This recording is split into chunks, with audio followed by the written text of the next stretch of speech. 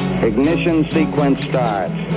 6, 5, 4, 3, 2, 1, 0. Liftoff. We have a liftoff.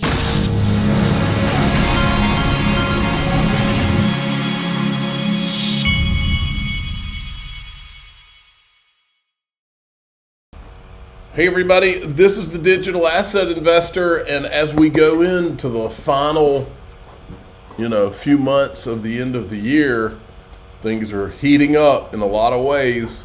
Goldman Sachs starts layoffs, fires over 1,300 employees.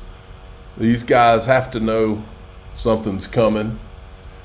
Now, this is a great clip right here. This is Gerald Celente, and I can't remember this lady's name, but Danielle Cambone, that's right. She's from ITM Trading. Listen to this clip. They're laying it out about gold, a golden year for gold, and all the economic stuff and what's going to be done leading into the election. Truth lies in the gold price, Gerald. You see the new highs gold is making. What's it telling us? What's one of your top trends for 2024 for the Trends Journal? A golden year for gold. It's very simple. All right, we're talking about lowering interest rates. The lower interest rates go, the deeper the dollar falls. The deeper the dollar falls, the higher gold prices go. This isn't rocket science, and the only reason the dollar's strong is because not because of the $35 trillion debt, not because when you put the real debt in with Social Security and all the payments coming in, it's over like $300 trillion. The dollar is only strong because of the high interest rates. When the interest rates go down, the dollar goes down. And then we're seeing all the information coming out about the BRICS. And how so many countries are disgusted with the United States' geopolitical and socio-economic economic hegemony. They've had it. Again, we called it golden year for gold. And we could see gold hitting $3,000 this year an ounce. Gerald, let me ask you this, though. So why don't they say, okay, forget, we want to keep the dollar propped up at all costs, so let's not do rate cuts. I mean, why do you feel they're going to be forced to do those cuts? They're going to force to do the cuts in the run up to the election. They want to juice the markets. They want to prop it up before the election. That's the way we see it. They do it all the time. Yep, they do. And then there was this on, I believe this is Fox News. Decision that the BRICS are going to make. This is their volume, not mine. You just got to listen close. The panic is setting in. In August, if they come out with a digital currency backed by gold and other countries start dumping the US dollar, that's going to put our economy, I mean, you think of the value of the dollar, what will happen there? If the value of the dollar goes down and we import 75% of what we consume, that means that's inflation on a massive scale. So you're talking about countries like Brazil and Russia and Iran and China, the BRICS that could have a rival currency, right? That's exactly right, and we're already at a massive low on reserve, U.S. dollars being held in reserve, so it could hurt the value of the dollar and cause hyperinflation. I tried to get you at something you might not be up on, but you were up on all of that. Congress had always been. Okay, now I was looking around. I was just happened to bump into this video. This is a video that I put out during ETHgate. Okay, and I just felt like this was something that needed to be brought back up. So let's recap real quick. So Bill Hinman gives the Ethereum free pass speech, and the reason they gave it was to let Bitcoin create a vague regulatory clarity guidance for Bitcoin and Ethereum, and then spend the next few years giving no guidance and saying that the rules are clear, and so Bitcoin and Ethereum can get the higher market caps, and everything else is out there in no man's land. This is Nancy Wotas, who was meeting after the Hinman speech with people at the SEC. They were telling her behind closed doors that they didn't even believe the stuff that Bill Hinman went out and said. So why did they all let him go out and say it? Exactly what I just said. To give Bitcoin and Ethereum a monopoly and then and then close the door on everything else. Listen to what she says.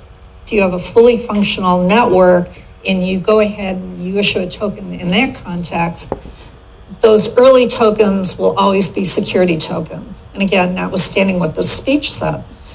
And we're going, well, tokens are mutable, they can change. And that's what Bill Hinman said.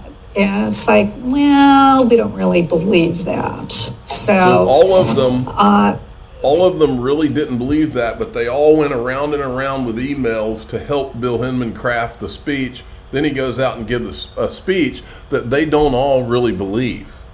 Why did he give the speech? I think that speaks for itself. And then you've got, this is as of 5 hours ago, Vitalik Buterin is walking around telling the world, I haven't sold and kept the proceeds since 2018. All sales have been to support various projects that I think are valuable, either within the Ethereum ecosystem or broader charity, biomedical, etc. In other words, he's raising money from his ETH sales to fund the Ethereum ecosystem. Sounds like a securities transaction to me, Gary. Hester Pierce, Hester Pierce, crypto mom, you're supposed to be for crypto and all that. Why is she not out saying anything about this? When is the Ethereum founder lawsuit, Gary? Donald Trump's courting the crypto industry's votes, and it seems to be paying off. New poll suggests that crypto holders are disproportionately likely to vote for Trump in the upcoming presidential elections. I saw this last night, and I just thought it was hilarious. You need to hear it. These people are stupid people that are running our country. They don't have any common sense. Actually, I would correct that. I don't think they're stupid at all. I think they're corrupt. I think they are evil. They believe in an ideology, and if you look at Kamala and you look at what she's done to every place she's touched has turned to shit. Every single place she's touched. Have to say it. You got that right.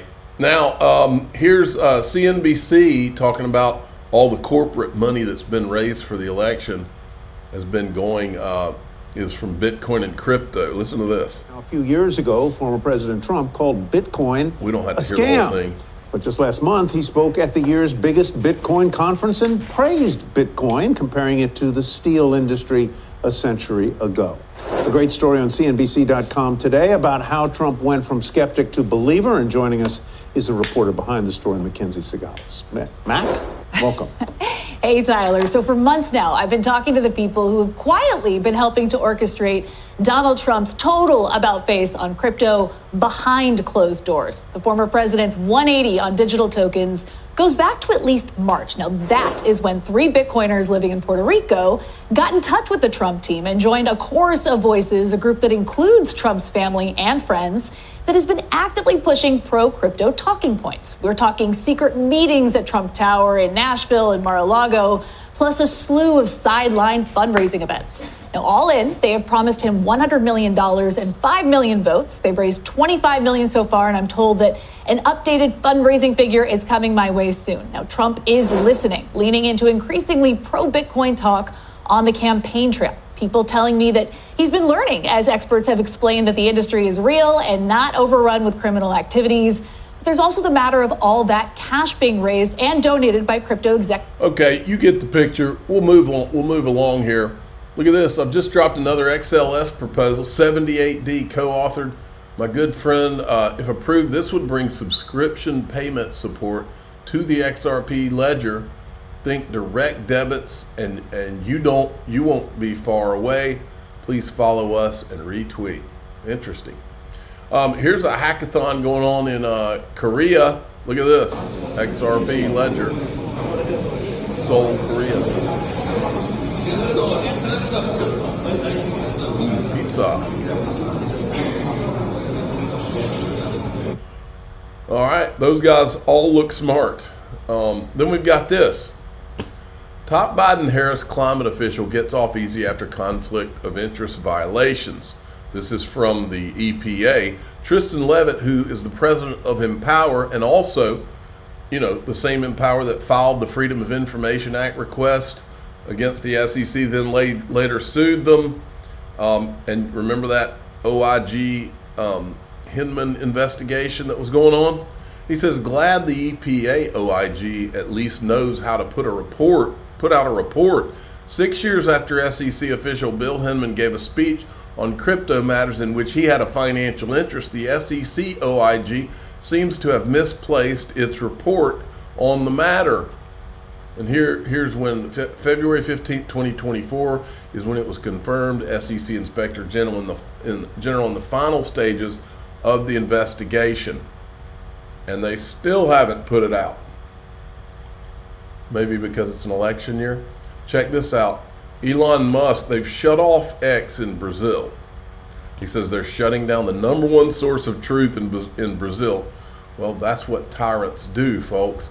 And Elon Musk is directly over the target here, folks. You don't. This is the election in this country this year. This is good versus evil. It's communism versus saving the United States of America. It's as simple as that. It's not anything in between. You can either have a country or you don't. You decide. You vote for Comrade Kamala, and you're going to get exactly what that means. Communism. You're going to get Elizabeth Warren. You're going to get all these people, and you're going to get. They're going to put the final nail in the coffin of this country if you let them in. I truly believe that. I believe there are going to be people who are literally trying to figure out what countries that they could go live in since the United States has fallen after that. Now, in DAI XRP, you know what we're going to talk about? There's shots fired. There's all kinds of stuff in DAI XRP today. The island guy, there's shots fired around the island guy. We're going to go over that. I'm going to show you how ETHgate ties into the Russian dossier. This is something that I may have mentioned before, but I don't think I have, and I'm going to show you. And then we're going to talk, there's an emergency in New York City, and we're going to talk about what it's about, and it's going to blow your mind. I'm the digital asset investor. I'm not an investment advisor. This is for entertainment purposes only. Please subscribe, hit the like button, tell your friends and family. Here we go.